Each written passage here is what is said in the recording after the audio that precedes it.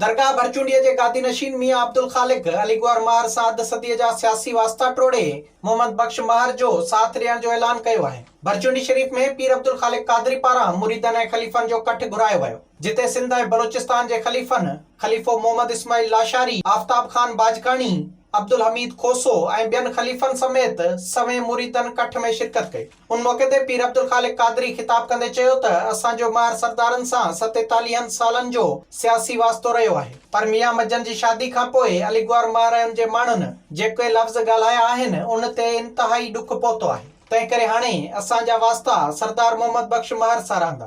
मुंहिंजी 47 साल ख़ानकाह जी ख़िदमत कंदे वक़्तु गुज़रियो आहे त मां पंहिंजो सियासी कैरियर 47 सालनि में बि सरदार महरनि सां गॾु वक़्तु गुज़ारियो आहे। अलहमदुलिल्लाह हाणे शायदि असांखे उन जा जेका लफ़्ज़ असांखे उन्हनि जा माण्हुनि जा जेका लफ़्ज़ आहिनि एतिरो ॾुखाइतो करे विया जो हाणे असां डायरेक्टली सरदार मोहम्मद ख़ान सां असांजो हमेशह वास्तो रहंदो।